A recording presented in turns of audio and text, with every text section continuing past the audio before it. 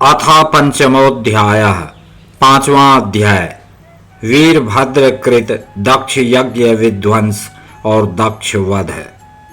श्री मैत्रेय जी कहते हैं, महादेव जी ने जब देवर्षि नारद के मुख से सुना कि अपने पिता दक्ष से अपमानित होने के कारण देवी सती ने प्राण त्याग दिए हैं और उसके यज्ञ वेदी से प्रकट हुए रिभुओं ने उनके पार्षदों की सेना को मारकर भगा दिया है, तब उन्हें बड़ा ही क्रोध हुआ। उन्होंने उग्र रूप धारण कर क्रोध के मारे होठ चबाते हुए अपनी एक जटा उखाड़ ली, जो बिजली और आग की लपट के समान दीप्त हो रही थी, और सहसा खड़े होकर बड़े गंभीर अट्टहास के साथ उसे पृथ्वी पर पटक दिया। उससे तुरंत ही एक बड़ा भारी लंबा चौड़ा पुरुष उत्पन्न हुआ। उसका शरीर इतना विशाल था कि वह स्वर्ग को स्पर्श कर रहा था।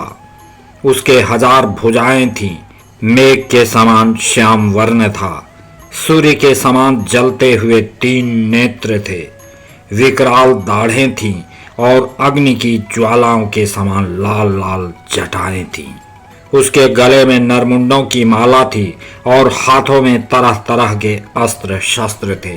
जब उसने हाथ जोड़कर पूछा, भगवान मैं क्या करूं, तो भगवान भूतनाथ ने कहा, वीर रुद्र तू मेरा अंश है, इसलिए मेरे पार्षदों का अधिनायक बनकर तू तुरंत ही जा और दक्ष तथा उसके यज्ञ को नष्ट कर दे।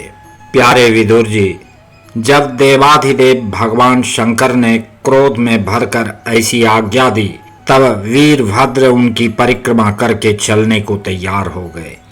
उस समय उन्हें ऐसा मालूम होने लगा कि मेरे वेग का सामना करने वाला संसार में कोई नहीं है और मैं बड़े से बड़े वीर का भी वेग सहन कर सकता हूँ।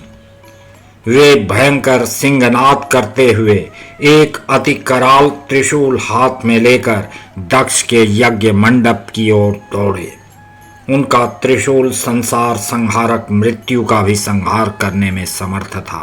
भगवान रुद्र के और भी बहुत से सेवक गर्जना करते हुए उनके पीछे हो लिए। उस समय वीरभद्र के पैरों के नुपुर आदि आभूषण झनन झनन बजते जाते थे।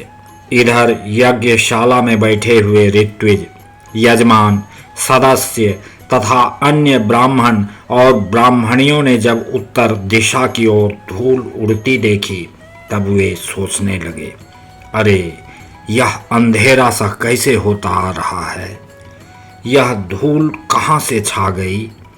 इस समय ना तो आंधी ही चल रही है और ना कहीं लुटेरे ही सुने जाते हैं, क्योंकि अपराधियों को कठोर दंड देने वाला राजा प्राचीन बरही अभी जीवित है। अभी गौओं के आने का समय भी नहीं हुआ है, फिर यह धूल कहाँ से आई। क्या इसी समय संसार का प्रलय तो नहीं होने वाला है। तब दक्ष पत्नी प्रसूति एवं अन्य स्त्रियों ने व्याकुल होकर कहा, प्रजापति दक्ष ने अपनी सारी कन्याओं के सामने बेचारी निरपराधा सती का तिरस्कार किया था। मालूम होता है यह उसी पाप का फल है, अथवा हो ना हो यह संहार मूर्ति भगवान रुद्र के अनादर का ही परिणाम है। प्रलय काल उपस्थित होने पर जिस समय वे अपने जटा जूट को बिखेर कर तथा शस्त्रास्त्रों से सुसज्जित अपनी भुजाओं को ध्वजाओं के समान फैलाकर तांडव नृत्य करते हैं, उस समय उनके त्रिशूल के फलों से दिग्गज बिंध जाते हैं तथा उनके मेघ गर्जन के समान भयंकर अट्टहास से दिशाएं विदीर्ण हो जाती हैं। उस समय उनका तेज असह्य होता है। वे अपनी भौहें टेढ़ी करने के कारण बड़े दुर्घर्ष जान पड़ते हैं और उनकी विकराल दाढ़ों से तारागण अस्त व्यस्त हो जाते हैं। उन क्रोध में भरे हुए भगवान शंकर को बार बार कुपित करने वाला पुरुष साक्षात विधाता ही क्यों ना हो, क्या कभी उसका कल्याण हो सकता है।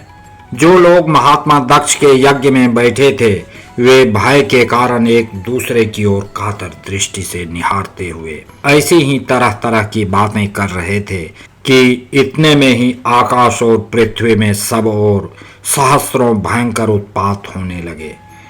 विदुर जी, इसी समय दौड़कर आए हुए रुद्र सेवकों ने उस महान यज्ञ मंडप को सब ओर से घेर लिया। वे सब तरह तरह के अस्त्र शस्त्र लिए हुए थे। उनमें कोई बौने, कोई भूरे रंग के, कोई पीले और कोई मगर के समान पेट और मुख वाले थे। उनमें से किन्हीं ने प्रागवंश अर्थात यज्ञशाला के पूर्व और पश्चिम के खंभों के बीच में आड़े रखे हुए डंडे को तोड़ डाला।